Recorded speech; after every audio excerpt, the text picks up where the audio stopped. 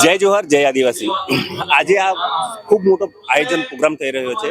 તેમાં પોતાની સંસ્કૃતિ અને પોતાના રીત રિવાજોને એને આગવી છાપ લઈને લોકો દેશથી વિવિધ સ્થળોથી આવી રહ્યા છે।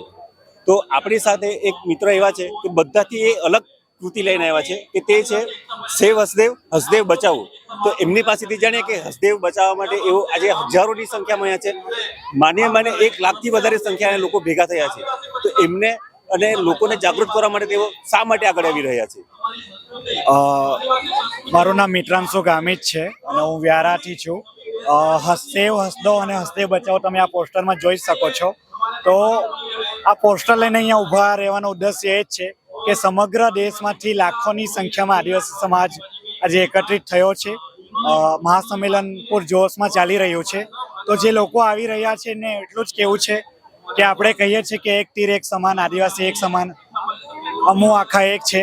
તો આજે છત્તીસગઢની અંદર જે સમગ્ર ભારતનું જે ફેફસા સમાન જંગલ છે હસદેવ અરણ્ય, તો હસદેવ અરણ્યના જંગલને ફક્ત ને ફક્ત અદાણીને ફાયદો કરવા, અદાણીને કોયલા ખનન માટે પરમિશન આપવા, ત્યાં એની કોયલા ખનન ચાલુ કરવા માટે ત્યાંની રાજ્ય સરકાર અને કેન્દ્ર સરકાર મળીને ત્યાં હાઈકોર્ટ અને સુપ્રીમ કોર્ટનો પણ સ્ટે છે કે ત્યાં માઇનિંગ નહીં થવું જોઈએ, છતાં પણ અદાણીને ત્યાંની રાજ્ય સરકાર અને કેન્દ્ર સરકાર એ કોયલા ખનન માટે પરમિશન આપી છે।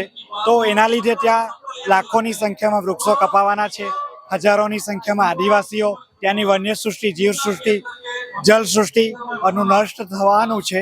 તો આદિવાસી અસ્તિત્વની લડાઈ છે, તો સમગ્ર દેશના આદિવાસીઓ આ લડાઈ લડવી જોઈએ। અને આ લડાઈ ફક્ત ને ફક્ત આદિવાસી સમાજની લડાઈ નથી, આ લડાઈ માનવ સૃષ્ટિની લડાઈ છે। કેમ કે ફક્ત એવું નથી કે જે પ્રકૃતિ છે તે ફક્ત ને ફક્ત આદિવાસીઓને હવા, પાણી અને ખોરાક આપે છે। જે પ્રકૃતિ છે તે સમગ્ર લોકોને કોઈ પણ પક્ષ, કોઈ પણ જાતિ, ધર્મ વગર સર્વ લોકોને હવા, પાણી અને ખોરાક આપે છે। તો સમગ્ર દેશના લોકોને મારે એટલું જ કહેવું છે કે આપણે દરેક જાતના બંધનો વાળા તોડીને આ જે લડાઈ છે, માનવ સૃષ્ટિની લડાઈ છે, એને લડવા માટે આપણે સૌએ આગળ આવવું જોઈએ। Thank you.